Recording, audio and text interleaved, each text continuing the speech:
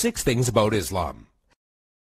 In the words of Swiss journalist and author Dr. Roger de Pasquet, the West, whether Christian or de-Christianized, has never really known Islam. Ever since they watched it appear on the world stage, Christians never cease to insult and slander it in order to find justification for waging war on it. It has been subjected to grotesque distortions, the traces of which still injure the European mind.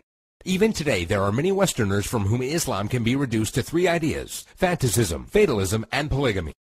Of course, there does exist a more cultivated public whose ideas about Islam are less deformed. There are still precious few who know that the word Islam signifies nothing other than submission to God. One symptom of the ignorance is the fact that the imagination of most Europeans, Allah refers to the divinity of the Muslims, not the God of the Christians and Jews. They are all surprised to hear, when one takes the trouble to explain things to them, that Allah means God, and that even Arab Christians know him by no other name. 6.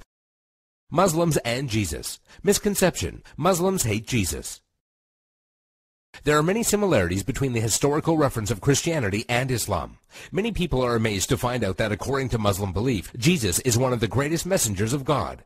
One cannot be a Muslim without believing the virgin birth and the many miracles of Jesus Christ. Jesus is also mentioned in many verses of the Quran and is often used as an example of good virtue and character. However, the main difference between Christianity and Islam is that the Muslims do not believe that Jesus was God. 5. Islamic Jihad. Misconception: Jihad means to fight for the sake of God. The true Arabic meaning of the word jihad is struggle. However, in Islam, it is often used to describe the striving in the way of God. There are many forms of jihad, but most important ones are jihad al-nafs, jihad against oneself, jihad bil-lisan, jihad by being vocal, jihad bil-yad, jihad by using action, and jihad bis-sayf, jihad by using the sword. Each jihad is ranked differently, and it was reported that Muhammad returned from a battle and said, "We have returned from the lesser jihad, going into battle, to the greater jihad, the struggle of the soul." This means that a Muslim struggling against himself and his soul is more important than the jihad of going into war. Another misconception is that only when a person dies in war does that person become a martyr. This is, however, false, and it is believed that anyone doing anything for the sake of God and is killed becomes a martyr. A person who dies while performing pilgrimage in Mecca, a woman who dies while giving birth, or even someone who dies in a car crash while he was on his way to the mosque are all considered martyrs. 4. Muslim savages. Misconception: Muslims are savages and barbaric during war. Quite the contrary. When it comes to the conduct of war, there are 8 rules that every Muslim army must obey. 1. Do not commit treachery. 2. Do not deviate from the right path. 3. Do not mutilate dead bodies. 4. Do not kill children. 5. Do not kill women. 6. Do not kill aged men. 7. Do not harm or burn trees. 8. Do not destroy buildings. During the Crusades, when Saladin defeated the Franks, he honored the defeated Frankish army and supplied them with food. And during the Third Crusade, when Saladin's enemy King Richard fell sick, Saladin sent him a gift of fruits and horses. 3. Women's rights. Misconception: Women have no rights. The image of a woman wearing a veil from head to toe, a woman who gets unfair justice, or a woman who is not allowed to drive is an all too familiar notion when it comes to women treatment in Islam. And while there are Muslim countries in the world that do implement many harsh rulings against women, this should not be portrayed as Islamic law. Many of these countries have cultural differences that go against the teachings of Islam. It should be noted that during pre-Islam Arabia, women were used for fornication only and had no independence. The birth of a daughter in a family was considered humiliating, and the practice of female infanticide was uncontrolled.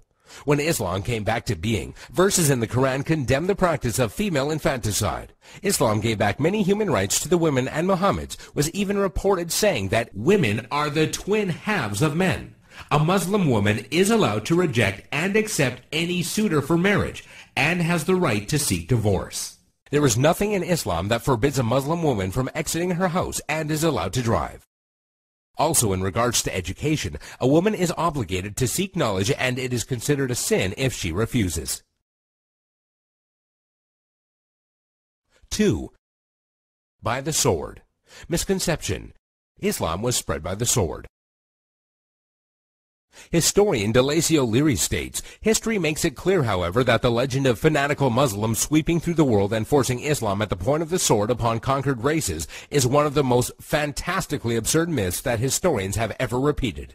There is no record in history that shows people forced by sword point to convert to Islam. When Islam spread through countries, they would set up private churches and synagogues for the non-Muslims they were governing, and because of the good treatment they had received, they themselves would convert. If one considers the small number of Muslims who initially spread Islam to the West, all the way from Spain and Morocco into the East from India and China, one would realize that such a small group of people could not force others to be members of a religion against their will. It is also interesting to note that when the Mongols invaded and conquered large portions of the Islamic Empire, instead of destroying the religion, they adopted it.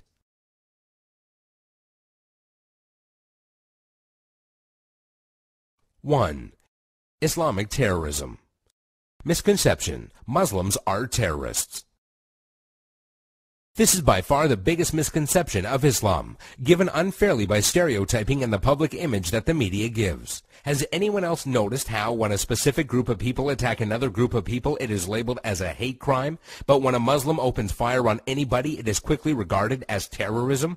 Many political dictators and officials or extremist groups use the name of Islam as a strategy to garner followers and attention when many of their practices go against the true basis of Islam.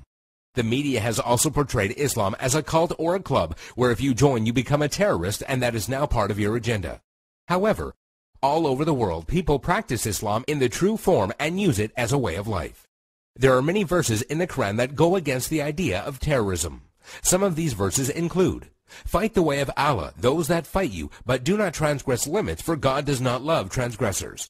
This basically means do not fight except in self-defense, and even in doing so, do not go beyond defense. Another verse states, "If they seek peace, then you seek peace," which means do not attack people for no reason or kill innocent people. There is nowhere in Islam, whether it be in the Quran or the teachings of Muhammad, that promotes the killing of innocent people.